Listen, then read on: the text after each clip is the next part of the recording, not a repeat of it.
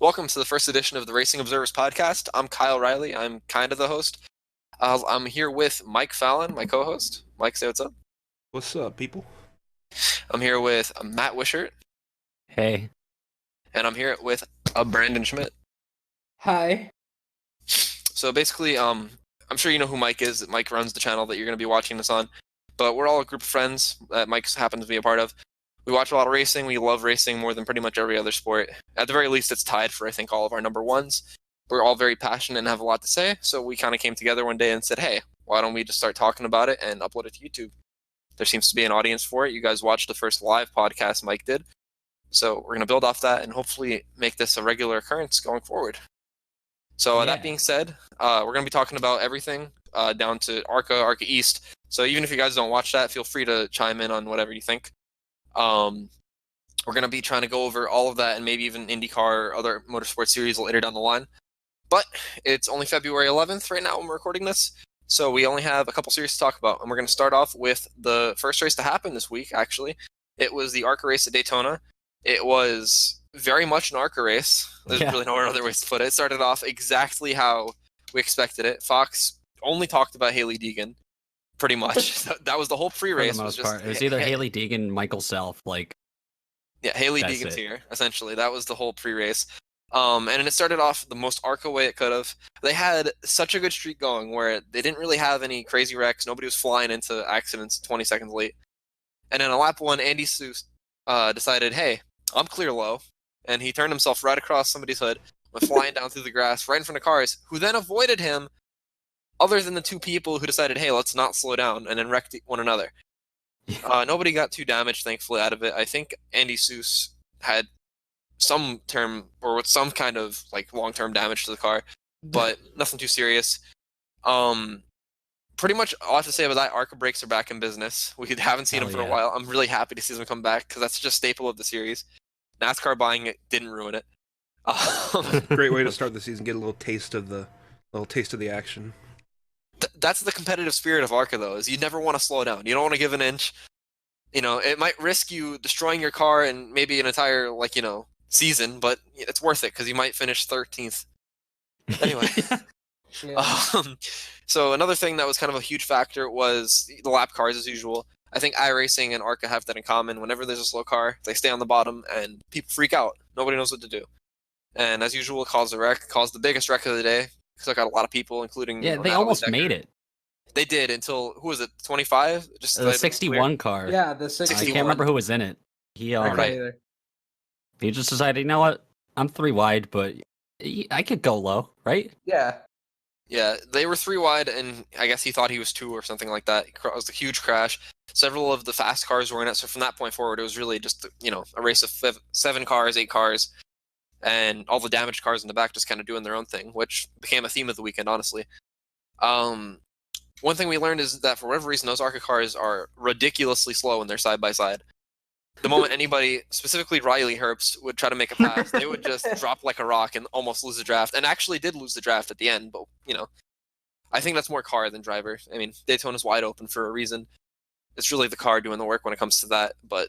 It is fun to see Riley Herbst try to find out what side draft is, and that it doesn't make you faster, it makes both of you slower, so doing it for last, it's a great way to say, bye, pack. Yeah, I think him and Sean Corr side drafted each other as the last 2 cars in the pack, 5 consecutive laps, and then right before that last caution, they were 4 seconds behind them. Oh yeah, he would side draft. Riley would go to side draft and then be like, "Huh, the drag gets real bad right here," and then he would go and get back in line with Sean Corr and try to go and catch them again. They would catch them again, and then Riley was like, "I didn't win the first time, so the second time's gonna work real well," and would just keep doing it. I lean more towards that being Riley's fault, only because he is much younger, and when we've seen in the past few years, Sean Corr is very competent at super speedways. He's always in the front. He usually gets crashed for a while, wasn't he? Yeah, he was. He's honestly quite a good super speedway racer. I mean, granted, ARCA doesn't side draft much, so maybe he didn't have the experience doing that, but still, I think that's more the car's fault than anything, because they really couldn't get side by side at all that night. Another hilarious thing that happened was the 28 car just losing his door. I've never seen anything like that, but I guess with composite bodies, it's going to be a thing of the future. David Gravel's first ARCA race. I think that might have been his first stock car race in general, and he, at least on a pavement track, and he got yoted real hard. And we have to talk about something first before we move on. We have to talk about the Haley Deegan crash. She didn't wreck, obviously, but she did turn the 11 car pretty hard. I lean more towards that being a racing deal, simply because she was trying to push him. They did have a little bit of a gap towards the car in front of them. And, you know, anybody that's seen Super Speedway racing ever, that's what you're supposed to do. Sometimes it goes wrong. She definitely caused it, but I don't think it was malicious or anything. A lot of people on Twitter seem to disagree. I know Josh Williams was quite upset, talking about how an underfunded car got crashed because of her actions, which is true. But I don't think it was, you know, anything unnecessary. I think it's just part of the evil of Super Speedway racing. Oh no, yeah, no. Here's what she was doing behind the wheel. She was doing it like an evil scientist, where she was like, "Yeah, I'm gonna wreck this guy right now. It's gonna happen right here, right now." Yeah, we can't catch him, so I'll just wreck him. Yeah, because that makes sense. No, it was like a more exaggerated version of when AJ Allmendinger accidentally turned Chase Elliott, which that one was more egregious because he just never got off of him, got him sideways, and then it wrecked him. And then especially with that package at that time. Yeah, almost 3 cars flipped over in one wreck. But she just, you know, she wasn't even on him when he got sideways, and then there wasn't enough time, and she just kind of ran right through him. But she was hustling. You know what? She showed up. She was like, I want to try to win this race, and she really tried the whole race. Yeah, so, people who are angry, that's kind of dumb.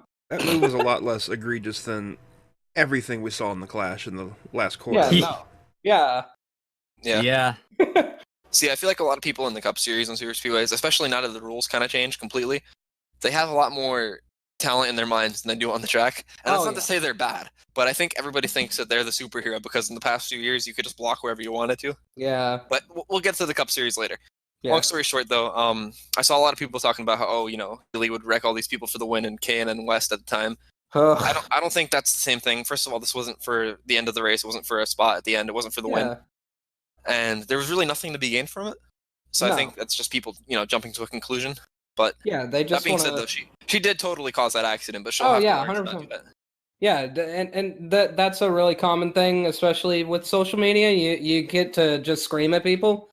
Yeah. Like, everybody's got a voice, so you can say whatever you want. But point remains is that he got loose when she wasn't on him, and then she didn't have enough time and hit him.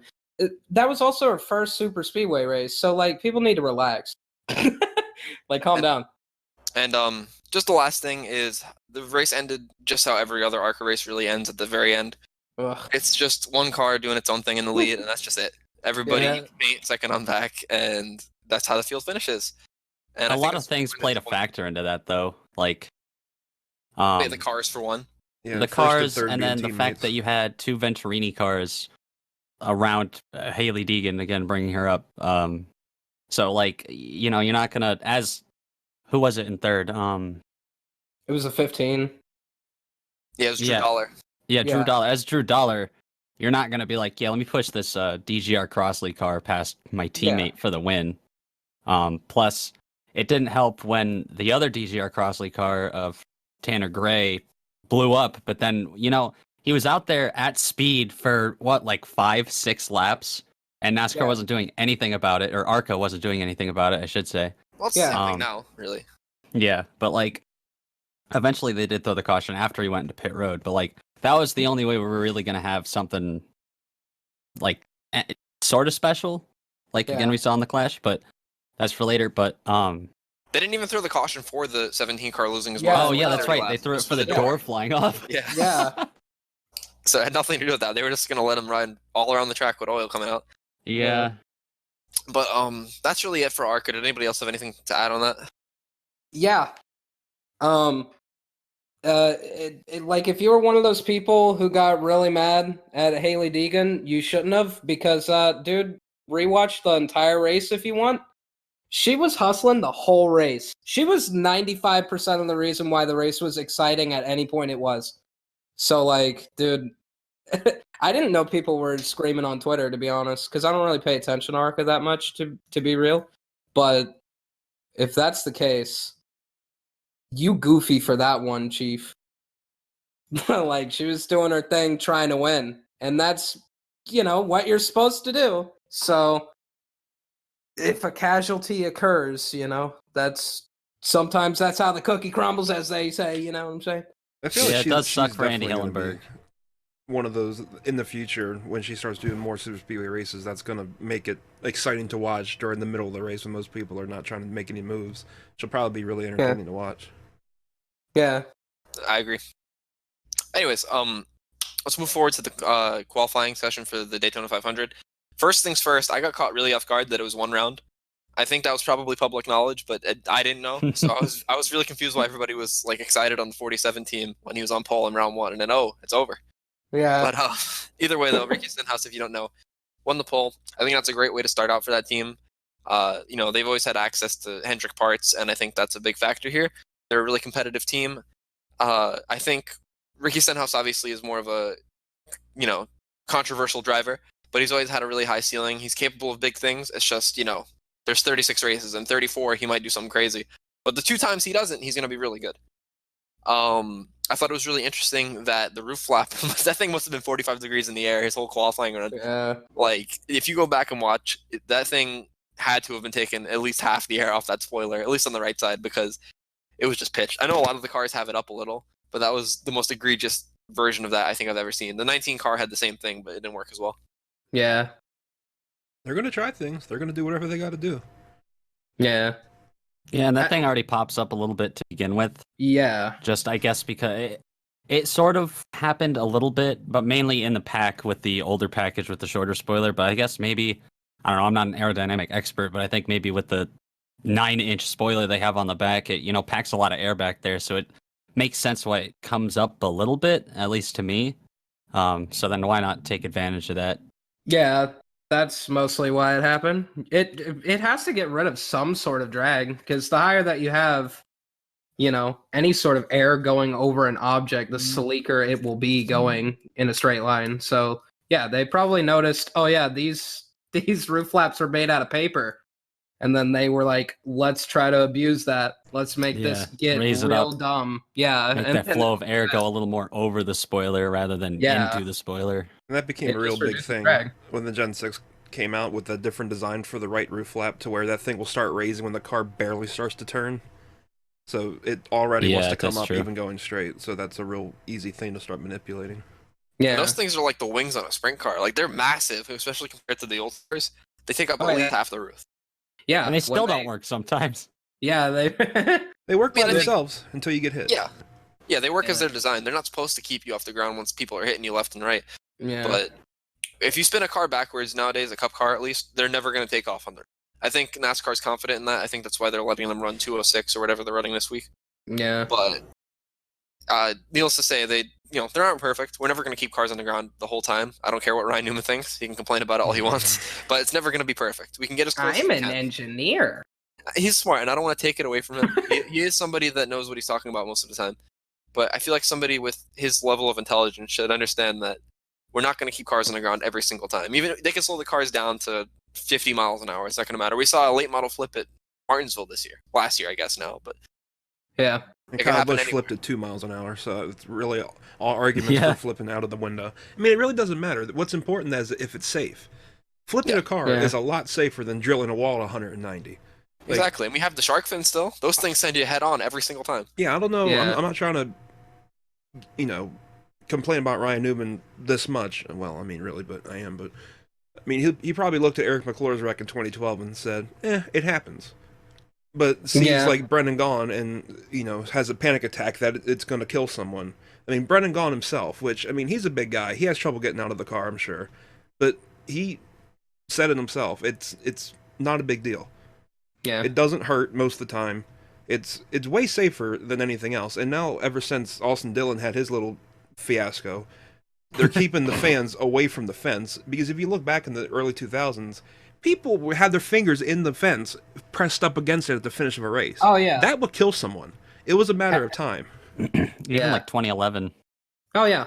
There's like a lot of videos from people just walking by the fence line, which, I mean, a lot of tracks there's still, I can't remember Talladega last year. Like, you can still walk down there to get where you need to go, but if you're not they don't let you float a around licensed photographer or videographer or anything, then they make you get the hell away. Oh, yeah. Dude, as fast as possible. I remember going to Talladega as a kid. Like we're talking like 08, 07. You could just stand there, like, and you could get right up next to it, and they'd let you stand there for like a while, and then they would tell you, okay, you got to scram. But dude, even as late as 2013, like there's a classic video that floats around every once in a while, mostly before Daytona starts popping and everything for the season. There was like an old woman that stood next to the fence, and the cars were doing the train right up next to the wall in 2013.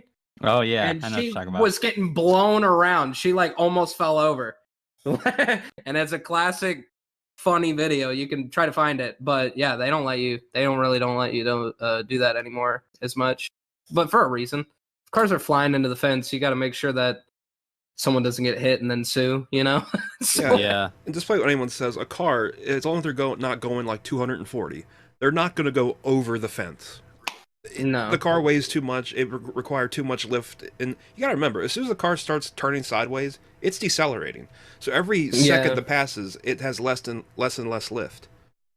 So it's... And I can't stand people that try to say, well, what if someone tears down the fence and another car comes in and flies through behind it? The chances of that happening, just don't go to a NASCAR race if that's really on your mind. Like, I understand the concern, but even when Austin Dillon hit the fence with the entire car, the big steel cables that really reinforced the fence besides the chain link, they were still there. That would have stopped a full car. Yeah, and even after that, they're stronger now.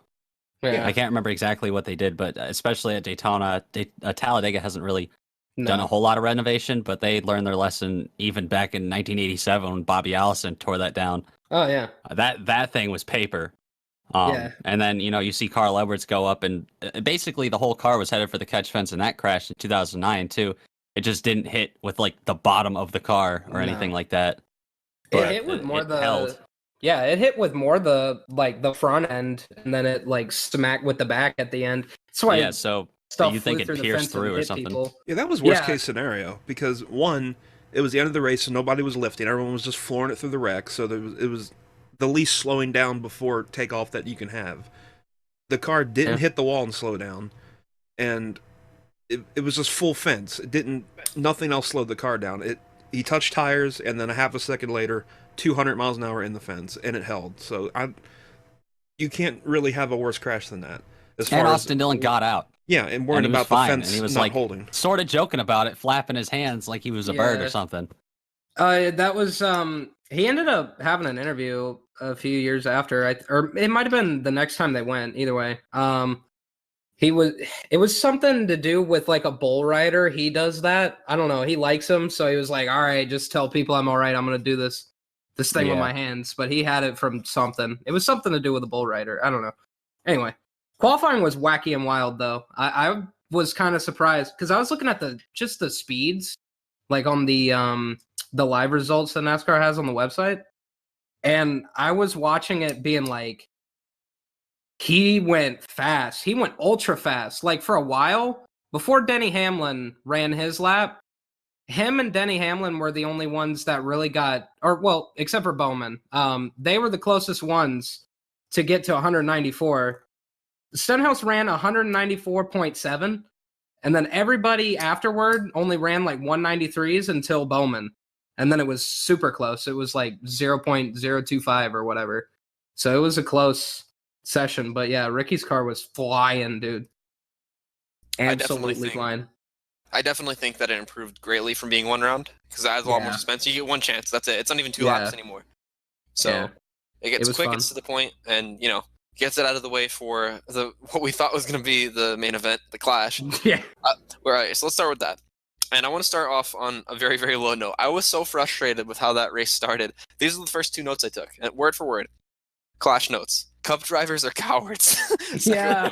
Single file will happen on top regardless of rules. And I said that it's true. The drivers nowadays, they love getting into their rhythm where they just log laps. They take 45 laps, 50 laps off the race, and then they decide, okay, it's go time. Yeah. And it's really frustrating. I understand why they're doing it. Let's be real. It's the Clash. You don't want to be in a wreck. You don't want to hurt yourself. You don't want to hurt the car. Some people are using that car as their backup car for the 500. I understand. There's logic here. and I'm not mad at them for doing so. But it's so incredibly frustrating to just watch cars nonstop, just on loop, up on the high side. And the only person in the whole field willing to not do that is Denny Hamlin. And listen, I don't like Denny Hamlin very much. He's not a driver I'm a fan of. He's, the furthest thing from a driver I root for. But I'm so appreciative of him on super speedway tracks, because without him, we would have nothing. It would just be cars. It'd have to be the Barrett's Car Show, pretty much. It would just be cars. You're going to watch them go around. Nothing special. There's no racing going on. There's nothing crazy involved. It's literally just cars going around the track. And I think that without Denny Hamlin, it'd be so much worse, even though he really couldn't do much by himself. I think the problem with their mentality is that if you're in the lead and someone makes a move, even in the clash, no matter what time of the race it is, you have to block. This package they have now, since they started with it last year, you can go from the back to the front, not too, in a small field, not too hard. The thing is that people need to be able to, like, if you've done sim racing on super speedways for fun, people will make a pass for a lead and not block for it, and then go back to the front, and it'd be an exciting race, and as long as no one's blocking, there won't be a wreck usually, because every wreck in the clash was caused by a block. Like, if they would have just let the driver trying to pass, it would have been an exciting race, and no one would have wrecked, because that caused every wreck. Well, until we really saw the, because Chevy remodeled the front end of the Camaro for this year, and a lot of people, I mean, it's for more than this, but a lot of people were pointing out how it's gonna help with super speedway pushing, because we saw last year it was really hard. Like Ford's still this year, obviously they didn't change the Mustang nose. You can just lay into people when you're in a Mustang and you go fast. Yeah. And so Chevy was, I mean, probably at least to some point trying to take advantage of that too. And especially when Chase was trying to push and at first he was pushing Denny Hamlin, which that didn't cause that crash. Denny blew a tire or something after the fact, but you could see him down the backstretch swerving everywhere because he's just getting hit and hit and hit from this sort of pointy nose. And especially with the Kyle Larson crash a little bit later, you get to the point where you're so out of control getting hit that you're maybe a little sideways saving it and you get hit again and the car it's going to go around. Yeah. So I don't know what to expect out of that next Sunday or this coming Sunday, but I mean, it's going to end up causing something at least. Yeah, most likely. But here's another thing to consider as well. Obviously the noses are pointy. It doesn't really work out too well. But it's simple.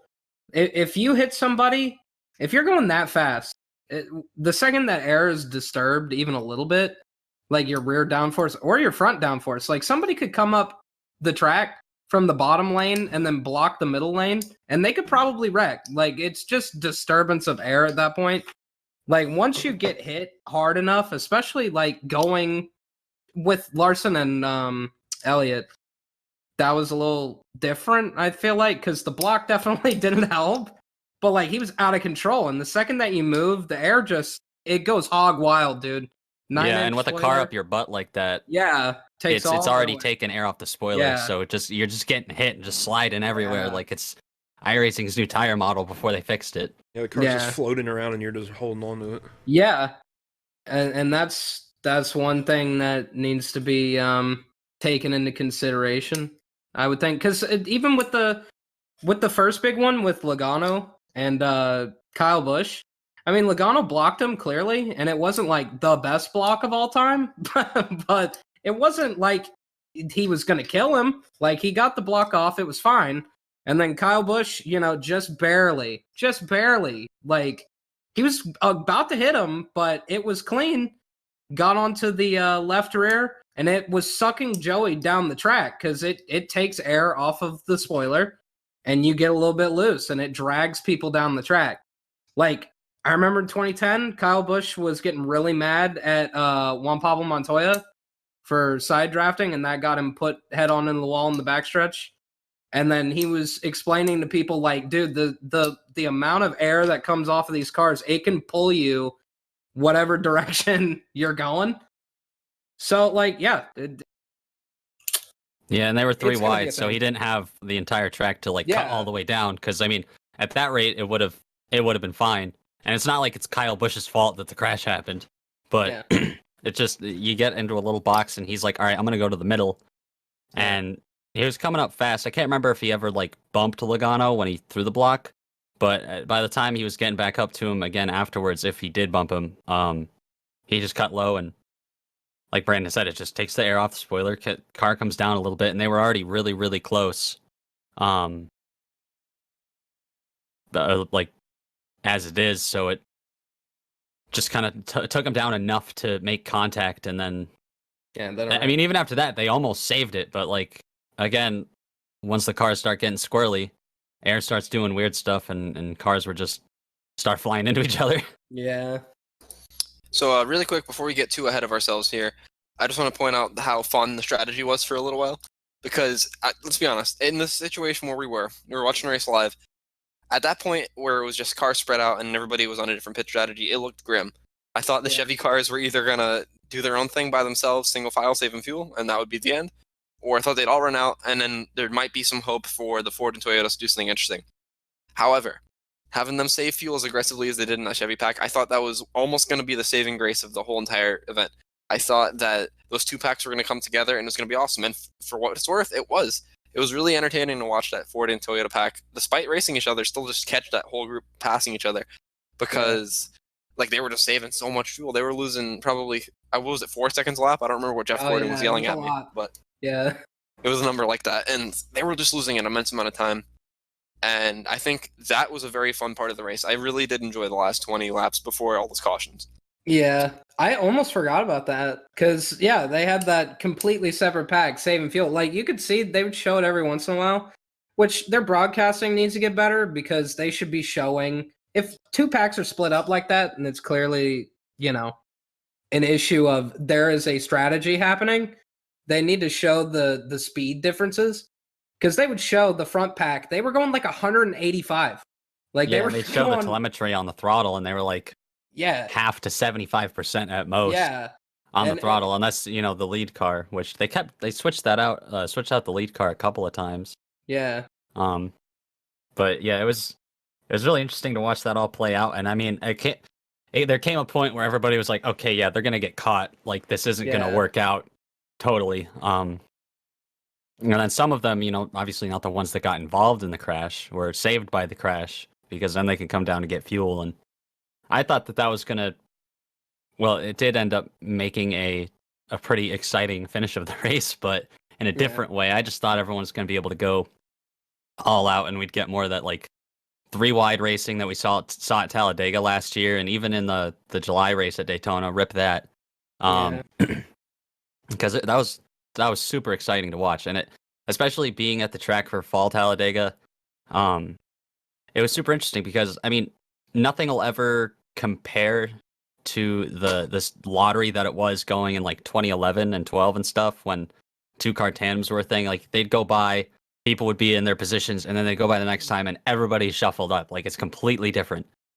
But for the most part, behind like the first couple cars, it was shuffling up a lot. So you'd see them go by, you have like these guys in the front, like these couple guys, and then everybody else was in a slightly different position, at least when they'd go by. And it makes for better, obviously it makes for better super speedway racing, but in the way that you don't have to just sit in line like what we'd with the old package with the shorter spoiler and the restrictor plate and everything.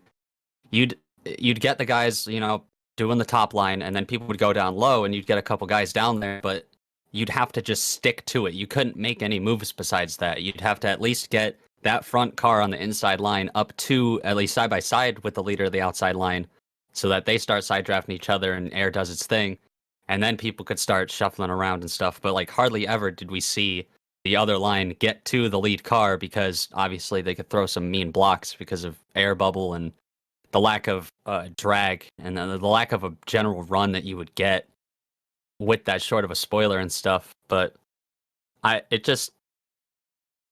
kind of confuses me at the same time, going back to Chase shoving Denny Hamlin and Kyle Larson and stuff, because you'd think that they're planted to the ground.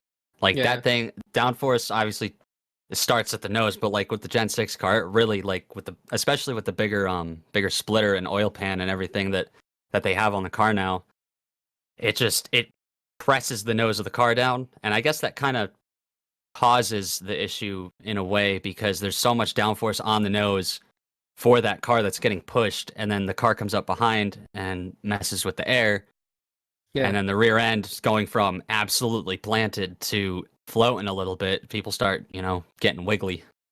Yeah, if you think about it, like if you put two buses like nose to tail, clearly at some point air has to dip down, like onto, like, so NASCAR, you have the splitter and spoiler and whatnot, but after a while you'll have it to where, hey, it's gotta dip back down onto the spoiler of the front car. But if you have somebody right up your butt, it doesn't have that same effect of going right on top of the spoiler and staying there. So if there's a nose there, it's always going to change it. They're sports cars at the end of the day that go in circles at this point. So like that's only going to be more true next year. Yeah, all the air goes over the top, and it doesn't really usually go through the underside of the car. And hopefully they'll figure out something with that. Well, that's going to change at least. But I meant more like, I don't know. I feel like the cars get closer to IMSA. The more they get involved. But really quick. But like at the same time, real quick, just before you start the next thing is, at the same time with the new car, I mean, obviously they're still messing with things. They're still messing with packages and stuff, and we've seen huge spoilers on that Gen 7 test car. But as far as, and obviously it's not a specific manufacturer. It looks like a Chevy. It's like generally a Chevy that they've been using. But the profile of the nose is different in a way that lessens what I was talking about with the downforce really starting at the nose. Like, obviously it still does, but there's not so much there, and there's not going to be so much going over the whole car. So like the whole time you're not going to be sliding around or anything, but it's less downforce at the start. So when it gets taken away, it's not so aggressive, because that's the problem that we have right now, and why they changed the short track package specifically, and road course, I guess. Is that, you're going, for instance, Watkins Glen, the battle between Chase and Martin Truex. Martin Truex is behind him, and he's got hella downforce on the nose, and he's able to cut through corners, and he gets to Chase out of turn 1, and they go up the S's, and he doesn't have that air anymore, so he can't grip nearly as well as he was, and like what the setup's really trying to work with. So it just kind of messes with everything, and I don't know. Like I said, I'm not an aerodynamic expert, but it's pretty easy to see stuff like that go on, and that's what got me excited the most. Besides, like, really working on having a street type car, or like even it is sports car-y, but I mean, sports cars are on the street too. Is just the way that it feels like they're sort of trying to get away from the downforce aspect, at least over the top of the car. They may still want to have the drag if they end up using that really big ass spoiler. But I don't know. That's the part that got me excited the most about the new car. Yeah. So really quick, I just want to talk about how big of a change that race took after that first wreck. We already discussed the Kyle Busch-Joey Logano deal. I don't want to really go into that anymore. But that's really when the first part of the race ended. From there on out, it was no longer recognizable from what it was at the start, because it was just crash after crash after crash. First, it was the restart wreck, which, I mean, it could be oil. It probably was oil, because we really don't see Cup cars have that much wheel spin ever. That was just I saw some on Twitter. There was some pictures that showed a line of something going around from. I think they said it was probably from the 2 car or something. Yeah. There's like a thin strip of what looked like oil or some sort of fluid. Yeah. And they pointed out that both Ryan Newman and William Byron's left side tires, at least the left rear, was sitting somewhat in it when they went to hit the gas. So, I mean, William Byron, obviously, on a computer, William Byron, he's done a lot of iRacing, and that happens a lot in iRacing just because of how their tire model works. Sorry. Way more than real life. Yeah, and so, like, I'd feel like he's got a general handle on getting the car up to speed and going from pacing speed to hitting the gas fully. So Absolutely. It was kind of shocking to see that happen to him, especially, and even Ryan Newman. Ryan Newman's been doing this since forever. I mean, he used to race dirt tracks. So like, And From that to modified. NASCAR in like 2000, he started running ARCA. 2001, he was like running some Busch races, and he was in Cup Series since 2002. Yeah. And it's just something was up there. I mean, it caused one of the funniest things I've seen in a long time, but Yeah. it's not like, oh my god, they suck. Look at them, haha. It's like, I can't believe that just happened in the Cup Series. Yeah. For whatever reason, it really caused it. Like, that's hilarious. Yeah. As funny as that was, for me personally, the wreck that followed it was so much worse because, and I know it was a flat tire. There's no, talent or loss of talent involved in it. But I swore my eyes were playing tricks on me. I didn't expect to see the 11 car just whoosh right around. Oh, At yeah. least was, then, like 5 seconds beforehand, yeah, because he was getting shoved. Yeah. And then all of a sudden he's by himself, and then Like Yeah. I had that internal thought where I was like, oh, he's safe. The car starts turning. Oh, he's not. There Yeah. goes the whole field. That was every other competent car that didn't have damage. All out Yeah. in one swoop. All gone. And That Jimmy wreck hit was like really real life hard. netcode. Yeah. Yeah. Like, I don't want to get into sim racing, but we had a dual race for another series the night before, and that exact wreck happened because of netcode. So it was Yeah. hilarious to see it happen in real life as an alternative. But yeah, that was just mind-boggling to see that happen. Obviously, he must have gotten some tire rub from the first wreck with the wheel spin, but whatever reason, the car blew a tire, and that took out everybody. Denny was leading as the car spun. And I thought that was the end of his race, but there was more to come because that ended up not being the last caution. Denny Hamlin fixed it. The car was 2 laps down. There were about, 7 or 8 people left at that point. Yeah. yeah. And then we have green white checker attempt. I actually believe this was the first official green white checker. Yeah, it was. And oh my god, listen. Full transparency here. Larson is my favorite driver. He's who I cheer for every Sunday the most. And that was probably the dumbest thing I've ever seen him do, which is like, a high bar, because as good as he is, he makes a lot of mistakes. And he blocks Chase up to the wall, and it goes back to what we were saying before, where you just can't block these cars the way you used to. The culture is just not suitable for the way the cars draft anymore. And then he just to swing it down low to block Chase again after Chase makes another move. Essentially, I think it cut Chase's tire because he kind of just stopped turning after the first contact. Yeah, If it didn't blow a tire, it broke the suspension. Yeah. They go up the hill. They take out both cars. Eventually, they got to Eric Jones, who eventually won the race. Took him out kind of too. Yeah. Not enough to ruin his race, evidently, but enough to slow him down a little. And at that point, I think the race lost a lot of its credibility. It was still fun. At the end was fun because of bad reasons, but it was fun. But it definitely lost whatever it had going for it when there was a lot of strategy and, legitimate passing going on. Bro, if I could just say something real quick, it drives me insane. Because so when you look back at the 2019 Daytona 500, even though that package was clearly bad, compared to this one knocks it out of the park. But when you go back to the 2019 Daytona 500, it was a great race to start. It stayed great. It had a lot to do with, what's the name of the guy who runs the series now? He runs IMSA too. I can't remember which France it is, but Jim France. Yeah, Jim. So, yeah, he had the drivers meeting and was basically like, "Hey, you millionaires, we're gonna have a race today. This isn't gonna be boring. You have to race." So they did it, and it was great. It was fantastic. I remember liking that race a lot. And then, yeah, by the end, they just start tearing it up. And they don't stop doing it. No.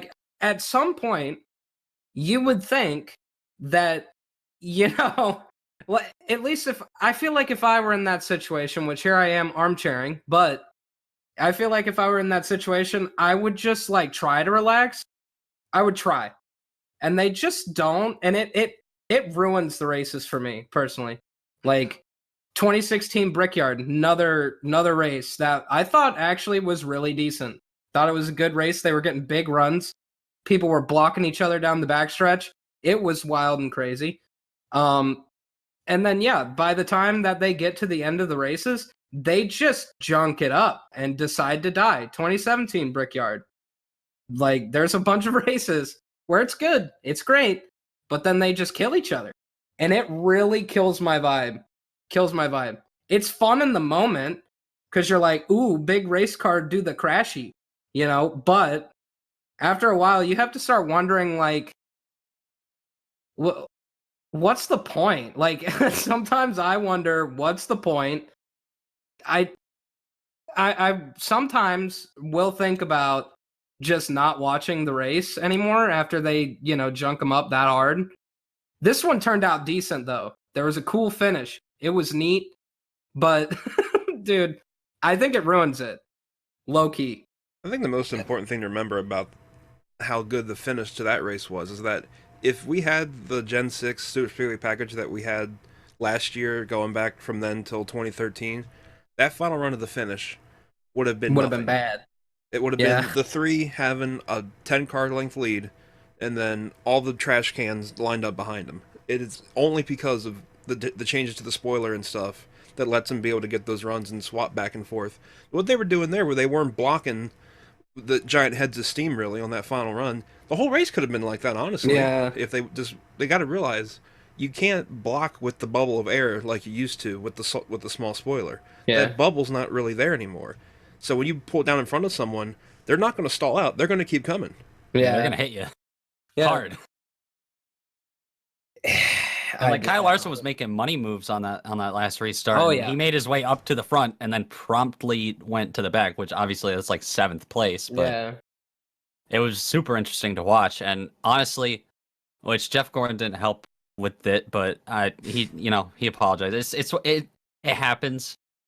Where everybody kind of thought Denny Hamlin was on the lead lap going for the win, which obviously we all found out he wasn't. He was still a lap down. He was just out there booling for whatever personal reason he had. Yeah, for his teammate. He gets his teammate in front of him, and he's like, you know what? I'm just gonna shove him. I don't care if his hood flies off, which it about did. Yeah. But I'm gonna just shove him, and we saw basically we saw a 2-car tandem come up to the line, and obviously Denny pulled out at some point, but. Yeah, it was super interesting. Especially to see a trash can win the race. He strictly bulled out for his teammate. That was it. Because after they were interviewing Eric on the track, how they do, they showed him on pit road, pumping his arm up and down. He was excited because he was like, oh yeah, I just pushed him to the win for no reason. None, zero. And he was excited about it. And that was cool. He did not have to do that. He could have just chilled and watched them, dumb it up. But he just was like, all right, I'm about to head out, and took somebody with him, which was neat. But that was, to me, the race did redeem itself quite a bit at the end. That was some of the best racing I think I've ever seen. Those last 2 laps, which is incredible because there's only 6 cars, and one of them was, a lap down still at the end? Yeah. But it was really fun. It was really unpredictable. You didn't know who was going to truly get the run. And then that tandem with Denny Hamlin and Eric Jones shocked me so much. Yeah. This is exactly what it says in my notes. Not to go back on it again, but I think this summarizes it very well. I said Meatball Machine Tandem all lowercase, and then followed it up with Meatball Machine Tandem all uppercase. I was so surprised. And at that point, they were 2 seconds ahead off turn 4, and I was like, all right, it's over. Yeah, somehow they accomplished this with cars that, if anything, they have lift at this point, and somehow they won at Daytona. Yeah. It was great. Against Austin Dillon's clean number 3. Yeah. Well, he didn't help himself. But, honestly, down the back, I thought Ryan Newman had it in the bag. I was like, he's got some damage, and people are probably going to get some sick runs up on him, but he was throwing blocks, and he was doing it right. He had a decent little advantage, and then Danny Hamlin got connected to Eric Jones' rear bumper, and off they went. It was just like the Harvick thing in 2007 when he passed Mark Martin. He was 6th coming off turn 2, and they just flew up there. It was the same thing with these 2 guys, but there's about half the aerodynamics. Yeah, they were if you go back and watch it, they were. I don't think they were the last 2 cars. I think Larson was behind them, but besides that, they were the last cars, and they passed everybody else on the high side doing their own thing, which is pretty interesting. Yeah, it was awesome, and it makes me miss tandem racing because tandem racing was great. It was fantastic. It's very interesting to me because I wonder if you can actually find a way to do that without destroying your cars. Because clearly it works really well. And this is the closest rules we've had towards the 2011 rules in a really long time. If there was ever a rule package where you could possibly tandem, it's this one. I know they've tried it in practice and it hasn't worked out too well. But I wonder if there's more digging that you could be done or could be doing to make that happen. I don't know if it'll happen this week, but... No, probably not. But it'll probably happen a couple of times. It'll happen definitely at the end again, now that they saw that, and they were like, okay, well, if you commit to it, because Clint Boyer was doing it in the 2019 Talladega Fall race where he was committing to pushing people and committing to the tandem, and then they would go fast. Like, you're significantly faster. Like, not when everybody's, once you're into the position of you're the first car, say in the middle lane, you're only too wide. Like, if you're already stuck in the pack, it doesn't really work too well. But if you guys are like on the top and you and somebody else hook up and go, you can go. But dude, I would love to see that racing back again, but it's not going to happen. But I mean, if you commit to it, it can happen. I'm perfectly fine if we can accomplish anything slightly looking like what the finish of that race was for more than, I don't know, 10 laps. Because let's be real, I don't expect them to go all out in stage 1. But if we could see them have some semblance of racing for a sustained period of time, I think I'd be happy. And it could happen. Could happen. Even if, it starts off a little rough, it could definitely change as the race progresses. I don't want to judge it too soon. But anyways, we do have one more event to talk about before we get into a little bit of predictions. We had an ARCA East race, which is the old Canon East race. Now it's just owned, I guess, still by NASCAR, but it's titled ARCA. So the first things first, I was super impressed by the car count they had. They had, I think it was 25 cars. And if you've been keeping track of ARCA East or K&N East at all, really, in the past 10 or so years, it's just been dwindling and dwindling. Last year, there might have been 8 or 10 cars at any given race. And it was kind of depressing, if we're being honest. Watching those races was a little bit sad. You'd have like 3 or 4 cars that were really fast, and then you'd have just everybody else battling for 5th. Yeah. But this race was nothing like that. First and foremost, the production quality, other than, I thought it was pretty funny how you'd have the commentators on NBC Sports Gold or Track Pass, depending on what you own. They were talking about stuff that they thought was happening on the track, but you could still hear the local track announcers right across from them in the other room, and they would know what's going on. But the people that were kept coughing. Yeah, but the people that were working for NBC were like a little bit behind, I guess, trying to get their information to them. And I thought that was pretty funny. But other than that, I really like that there's a ticker now on the top of the screen. It's so much better than what Fox uses with a little box on the side. Yeah. I think the stream quality, sound-wise, it started off a little rough, especially the start of the race initially. You just heard cars. You didn't hear the announcers. But they fixed that pretty quickly. There were a lot of problems going to Derek Perniciglio in the pits. I expect that, though. It's literally week 1. They'll figure it out. But, I'll give them credit for what did end up being a pretty decent production value. Because, if you've watched anything on Race Fans or whatever it was last year, I forget the title already. But if you watched any of those, it was essentially a tripod. You might have 1 or 2 commentators. And it was very bare bones. Very, very bare bones. There were a lot of angles. There was a lot to be seen. And what better timing? Because it was a really good race. Derek Griffith kind of destroyed everybody for the majority of the race, because I know you guys probably didn't see too much of it. I know Matt did, but I don't know if Brandon or Mike have. The 2 car was just flying. He was ahead of everybody else the whole night, essentially. I forget what his first name is, but there was a driver by the name of Haim. I think he was in the 20 car. He was making a lot of great moves. He was passing people on the apron, which is something I've really never seen much of at New Smyrna. I've been watching a lot of the World Series of Asphalt. Really, nobody is doing that. Maybe a little bit in super lights, but not much. So I thought he was really innovative, trying to make his passes.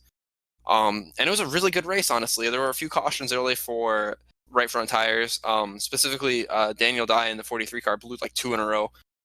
And then the race completely changed when the guy who dominated, Griffith, he ended up taking 2 tires on a pit stop and got penalized. I don't remember what it was for, but he got penalized. So then he just took his other 2 tires as well. Ended up with 4 tires, but he was in the back now. And that gave, who was it, Sam Meyer, I think, the lead the whole rest of the way. And then the half flip happened, and I think that's the part everybody knows about. Even if you didn't watch the race, you've seen it on Twitter, or you've seen a photo. To me, that was just a racing deal. Guys went 3 wide off turn 4 at a short track. I don't think you really expect that to go well often at all. Max McLaughlin pushed a little bit in the 1 car, and he ended up sending Tanner Gray, the guy who was blowing up the second half of the ARCA race, onto his side. And I think that's the part of the race everybody's going to really remember, if nothing else. But it's kind of a shame, because it was a really great race. The field had a lot of good drivers. Stephen Nasse was even in it, somebody who's been very outspoken about how much he dislikes NASCAR. He was in the field. He did a pretty good job for his, I think, first start. I think it was a very, very entertaining race overall. If any of you have seen it or had any feelings towards it, feel free to jump in here. I mean, it was really nice to see, or interesting to see Derek Griffith stay out there on 100-something lap old tires for as long as he did. I think it was the caution right before the Tanner Gray incident that he decided to finally come down pit road because, let's face it, Sam Mayer was coming. Like, he was coming. Like, he was all over his back bumper, and he just about passed him because Griffith, like, slid up off of turn 2. They're getting around a lap car or something. He slid up off turn 2, and Sam got to his inside, but about the time I think they got into the front stretch, Griffith still had the lead, and the caution came out for something I can't remember. So that's when he decided to pit. But still, at the end of the race, he was right back on Sam Mayer's back bumper. He had to get through, I think it was like 15 or so cars that were on the lead lap. Yeah. At that point, a lot of people were gone. It was pretty much the whole field. Yeah. So, and I mean, he almost got it. If there's a couple more laps, which obviously people say that a lot, it would have been, because we already saw them battling earlier in the race, like here and there. They start duking it out, and obviously Derek would get the advantage and get back ahead of him a lot of the time. But once Sam got the lead, it was hard for Derek to get back by him.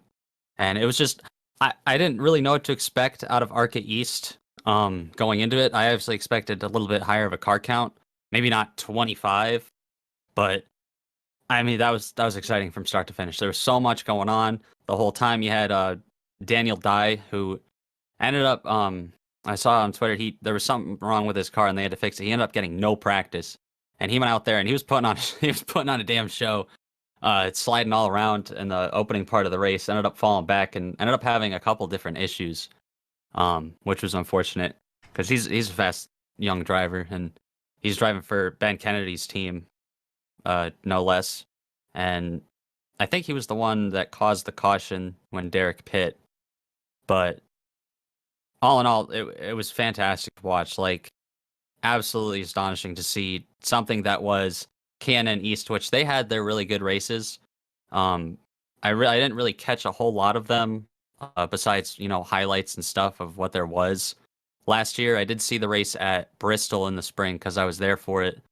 And I mean, it wasn't much to write home about. He had, I think it was Sam Mayer again, just kind of took off and won the race, and not a whole lot happened because he only had like 12 to 15 cars on a regular basis.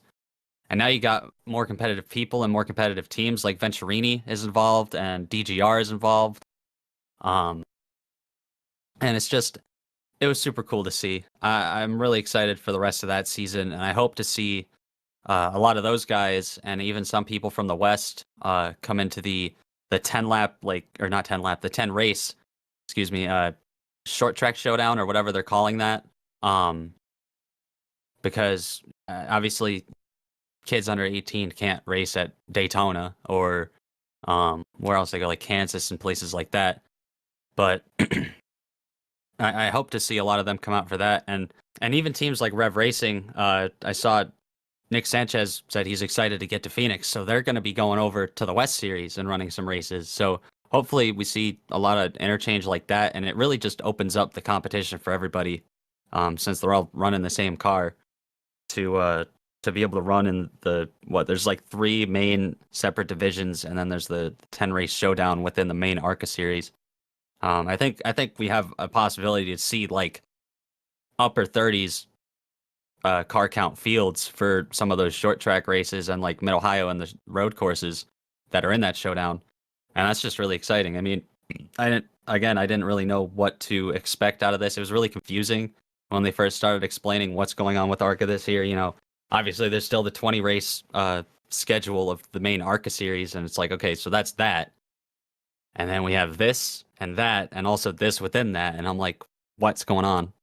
But now that it's underway and started, it makes more sense, and based on that, it's going to be really exciting to watch all year. Yeah, this is as optimistic as I've been in a really long time for the lower series. I've always been a person who has quite enjoyed ARCA, K&N, Wheel Modifieds, what you name it. I really do watch a lot of that as much as I possibly can.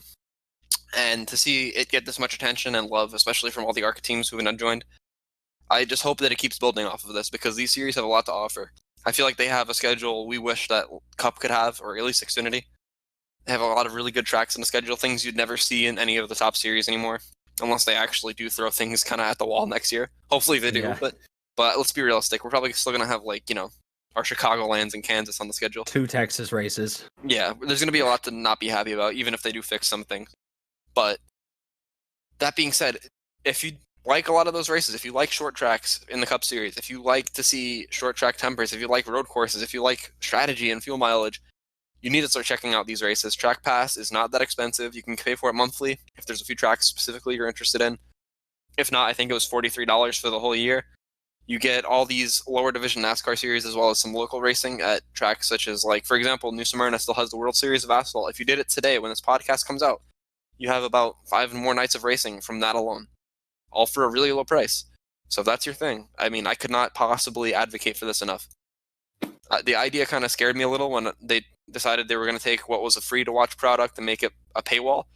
But I think that the production quality they're putting in and the amount of effort that's really going into making this good is actually, worth the price. Yeah, it's not just money to for the sake of taking money for something. It's money to actually put back into the product itself and make it something that's not just up on another monitor on another computer and you just like look over at it sometimes like what was it, Fans Choice? Yeah, Fans Choice, that's what it was. Yeah, because they have, I think Langley's still a part of what of the new NBC Sports thing, but I mean they'd always have the weekly weekend races at Langley on Fans Choice, and I mean I'd have it up sometimes, but it's really just it was one stationary camera watching cars go around the track, and if you weren't paying attention the whole time, you'd miss stuff and kind of fall behind on what's going on and who's where and what have you. But now with this, with the money that they are getting from it and putting it back in, it's something. It's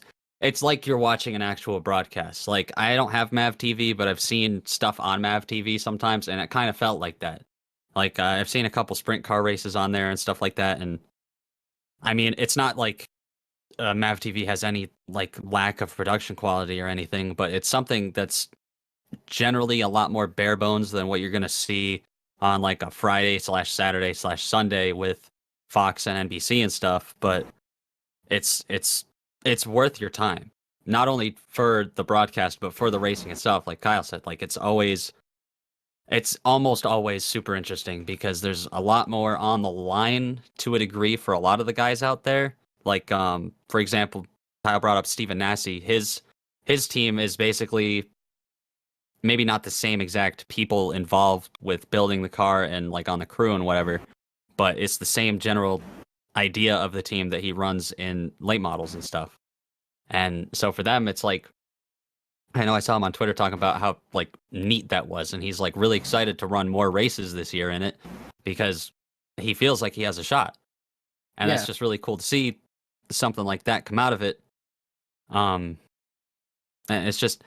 it's a nice platform for those guys that are really putting together family organizations and just like smaller organizations that aren't Venturini Motorsports and DGR Crossley and even like BMR and stuff like that, who go out there and dominate in the K&N series. Like they have an actual shot and they go out there and they put it all on the line lap after lap, and it's just really exciting to watch. And like I said, I'm really excited for the rest of the season for ARCA East and probably ARCA West. We haven't seen it yet, but it's probably going to slap. Yeah. It's a better platform for everybody, too. Like, when you brought up Stephen Nasse, like, that's important. That's what they missed a lot is, like, the people who run the series, they obviously care about it succeeding to a point. But, now with everything being kind of merged together, there's more heart and soul in it now. There's more of a reason. If they can keep the car count up, there's a soul to it, and that's what's the most important. It's probably what they were speaking to was, oh, there's a soul to this, rather than it just being like, we're putting it here because this is the only place that we can put it, and that's it. Like they're giving it an effort, and that's always important. Like, that's important in anything. You gotta care about making it as good as humanly possible and for it to succeed, and not only that, to give people a reason to show up and want to race it. So yeah, something I just thought about too. with it being 3 technical different series and then 4 different points championships, there's 2 ARCA races at Bristol this year. The one in the spring, I believe, is the ARCA East race. So, Yeah. I mean, obviously we just saw 25 cars in New Smyrna. I wouldn't doubt that we get 20 to 25 cars for that Bristol race, but as far as I guess it's the September date now, that's a main ARCA series event, but it's also part of that 10 race ARCA Showdown schedule, Little Points Championship. So those guys from ARCA East are more than likely going to be there too. So it's going to be, I mean, there's no reason to think it won't feel anything less than an Xfinity or a truck race there. And it adds so much to a weekend that's already got a lot of racing at Bristol. And I mean, I've gone to Fall Bristol for the past 3 years now. Yeah. And it's always great. I mean, the first year I only got to see Xfinity and Cup, but the last 2 years I saw the last modified race there. I saw the truck race, the Xfinity race, and the Cup race. And I mean, there's other things on the schedule. I don't have it up in front of me right now. But that offer opportunities like that. So like you can get people like I mentioned, Daniel Dye with Ben Kennedy Racing.